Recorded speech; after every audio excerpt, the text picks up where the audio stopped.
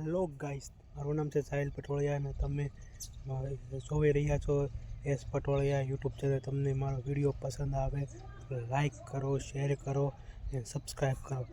આજનો વિડીયો પૂરો જોજો. આજનો વિડીયો તો તમને હમણાં ઘરે બાઘો બેઠો હતો ને, તો બાઘો ઘરે બેઠો બેઠો ગીત ગાતો હતો. ક્યા ખૂબ લગતી હો, બડી સુંદર દિખતી હો, ક્યા ખૂબ લગતી હો, બડી સુંદર દિખતી હો. તેની ઘરવાળી કે પાછા ક્યો કહેતાયો, હારું લાગે છે. એને ગુજરાતીનો ઉપાડ કર્યો. બોલો, સારું ગરબાનો લેવા માંડી, કીધું ગરબા લેવા માંડે. હમણાં કરાઓકેનો જે જમાનો આવ્યો છે ભાઈ, નકરા કરાઓકે વાળા તમે જુઓ, જ્યાં હોય ને નકરા કરાઓકે વાળા ગાવાવાળા, જ્યાં હોય ને કરાઓકે ગાવાવાળા નકરા નીકળ્યા છે ભાઈ. સારું ગાતા હોય ને વંદન છે, આપણે કોઈને ટીકા કરતા નથી, પણ અમુક જે ગાવાવાળા ટીમ બનાવે પાછી, ઓ કરાઓકે વાળા પાછા ટીમ બનાવે. હમણાં એક જણા તો ટીમ બનાવીને જેલમાં પ્રોગ્રામ બુક કરી આવ્યા. બોલો, કરાઓકે વાળા અન જેલમાં બધા કેદીઓને બેહેરા ને આ લોકોએ શરૂઆત કર્યો. એવા કપાઈના ગીત ઉપાડ્યા ને, મુકેશના મોહમ્મદ રફીના. હવે મોહમ્મદ રફી ઉપરથી ફોન કર્યો, બંધ થઈ જાય કે એવા કપાઈના ગીત ઉપાડ્યા. તો કેદીઓ ઊભા થઈ મીડિયા હાલવા બધા. તો જેલર સાહેબની સામું જોઈને ઓલા પાંચે કે સાહેબ આને કહ્યો કે અમારું અપમાન થાય કલાનો. ઊભા થઈ હાલતા રહેતા જેલર સાહેબ કેદીને કહે કેમ ઊભા થાવ છો? ઓલા કેદીઓ કહે કે આ અમારી સજામાં નથી આવતું હોય કે અમારી સજાની કે આ નથી આવતી. અને અમુક તો એવું ગાતા. અમારે એક છે ભાઈ, એવું ગાય શરૂ જોઈએ. બોલો, ગાતો જોઈએ ગમે ત્યાં શરૂ થઈ જાય, ગમે ત્યાં એવું ગાય આખું ગામ મજાક કરે હોય એની. અને પછી એને લાગી એવું કે ભાઈ મારા ગીત કોઈ સાંભળતું નથી ને આખું ગામ મજાક કરે ને મરી જવું છે. મરી જવું હોય કે મારે. અને તળાવે ગયો ને તો બરાબર એમ કે પાળીએથી ઉપરથી કૂદીને મરી જાવ. તારે ઓલું પોર્ટેબલ સ્પીકર રાખ્યો પાછા કરાઓકે વાળા હોય ને, માઇક રાખે નાનું અને ઓલું પોર્ટેબલ સ્પીકર. તો એ સ્પીકર એને પાળી ઉપર મૂક્યું. એ કે ગીત ગાતા ગાતા મરી જવું છે.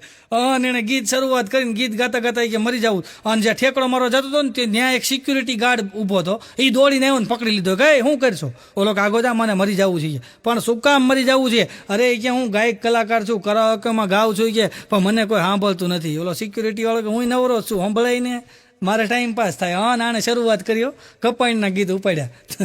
એવા ગીત ઉપાડ્યા ને ત્રણ ને ચોથું ગીત આંખ બંધ કરીને મંડાણો હતો. તો હવે એના હું આખા ગીત આવડતા હતા. તો આંખ બંધ કરીને એવા મંડાણો ને તો 15 મિનિટ પછી આંખ ખોલીને તો ઓલો સિક્યુરિટી વાળો અંદર તરતો હતો. હા, તું મરવા આવ્યો છો કોકને મારવા આવ્યો છો. જણો મારી પાસે મને કે ભાઈ તમે કૂતરા ઉપર બેઠા હોય તો કેવા લાગો? એ કે મને કહેતો હતો, મને કે તમે કૂતરા ઉપર બેઠા હોય તો કેવા લાગો? મેં કીધું તારી ઉપર બેઠો હોય ને એવું લાગુ. મેં કીધું પછી વયો ગયો ભાઈ. એક જણો મને કહેતો હતો, મને કે નાની વસ્તુ હોય ને ક્યારેક કે બહુ મોટું દુઃખ આપે. મેં કીધું હોય જ નહીં. મને કે હા, નાની વસ્તુ મોટું દુઃખ આપે. મેં તો શું થયું? અરે મને કે ક્યારેક તમે કે હોય ઉપર બેસજો છે. એ કે નાની વસ્તુ હોય ને કે મોટું દુઃખ આપે. કે બોલો, હમણાં એક જણો કરિયાણાની દુકાને ગયો ને તો બોરો પડ્યો હતો. બોરાની માથે બેહવા ગયો. ઓલો કે ભાઈ બેતા નહીં, ફાટી જાય.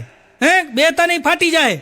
ઓલો કે હું અંદર દૂધની થેલી છે ફાટી જાય? ઓલો કે ના, એમાં ખીલા છે. અઘરું છે ભાઈ. સમજાય તો તમારા ભાઈ, ન સમજાય તો તમારા ભાઈ. હમણાં તો લખાના બાપા છે ને, લખાના બાપા એને કંઈક વાગી ગયું છે તો દવાખાને દાખલ કર્યા. લખાના બાપાને તો 8 દી સુધી દવાખાને રાખ્યા. તો 8 દી પછી રજા આપીને, તો 8 દી પછી બરાબર એને બાપાને રજા આપીને તો લખો બેભાન થઈ ગયો. તો હું તો દોડ ગયો. મેં લખા થયું હું આ કેમ બેભાન થઈ ગયો? એની ઘરવાળીને પૂછ્યું. મેં તો આના બાપા તો બેભાન થઈ ગયા હતા, આ લખો કાં બેભાન થઈ ગયો? અરે કે બાપા બેભાન થઈ ગયા હતા, 8 દી દાખલ હતા કે એને રજા આપી દીધી કે, અને કે આ લખો બેભાન થઈ ગયો. પણ મેં તો શું કામ થયો? અરે મને કે બિલ જોઈને બાપાનું બિલ આવ્યું નહીં કે એ જોઈને કે બેભાન થઈ ગયો. કે બોલો, આવા તો બિલ આવે. હમણાં તો એક ભાઈને બાપા ગુજરી ગયા ને તો લખો ન્યાય ગયો કે તારા બાપાએ આ કામ સારું કર્યું. તારા બાપાએ આ કામ બહુ સારું કર્યું. હું કે મરી ગયો કે ભૂતની જેમ રખડતો હોય કે ઘડી કામ જાય ને ઘડી કામ જાય. કામવાળી બેન એના શેઠાણીને કહેતા હતા કે બેન હમણાં તમે 15 દિવસ અમેરિકામાં છો ને એવું લાગશે. હા મેડમ, તમે 15 દિવસ અમેરિકામાં છો એવું લાગશે. કેમ? કે હું 15 દિવસ નથી આવવાની. એટલે હો ને કપડા હો આચે ધોજો. અઘરું છે ભાઈ. પણ અમેરિકન એરપોર્ટ ઉપર અચાનક એક પ્લેન ઉતર્યો. ઓન પ્લેન ઉતર્યું, ઓન સિક્યુરિટી વાળા બધા ઘેરી લીધા પ્લેનને, ઓન સીધું ફટાફટ ઘેરી લીધું, કારણ કે કોઈ આતંકવાદી હોય, કોઈ જાસૂસ હોય, શું ખબર.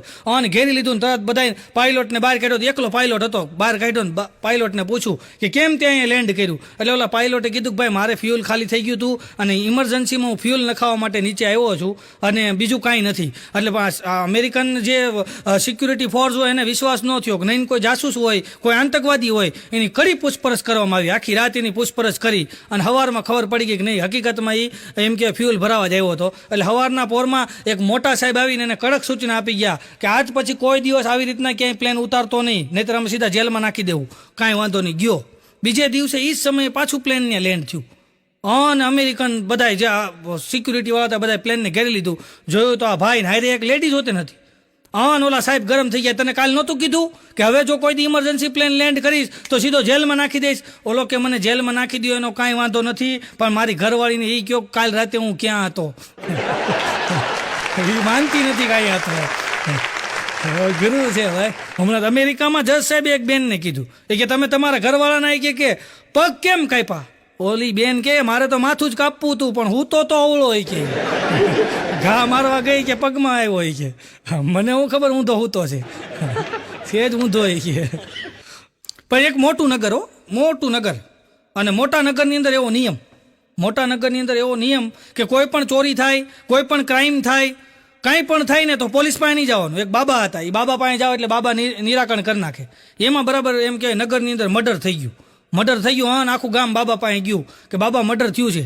બાબા કે કાંઈ વાંધો નહીં એમ કરીને આમ ચાદર આપી કે આ ચાદરની નીચેથી બધા નીકળતા જ આવી ગયા. જેણે મર્ડર કર્યું છે ને એ પડી જાય, જેણે મર્ડર કર્યું છે એ પડી જાય.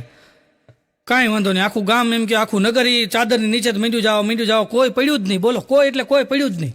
પછી બધાએ કીધું કે બાબા કેમ કોઈ પડ્યું નહીં, કે આપણા ગામમાંથી કે આવું મર્ડર થઈ ગયું અને કોઈ પડ્યું નહીં, કે કોણે મર્ડર કર્યું છે. પછી એક વિદ્વાન માણસ આવીને કીધું કે આ જે શેડા પકડ્યા છે ને ચારે એને કે ચાદર નીચે જ કાઢો. અમુક છે ને શેડા પકડીને ઊભા છે, સમજ્યા તમે. એટલે શેડા હાસ્યના પકડી રાખવા, આનંદના પકડી રાખવા.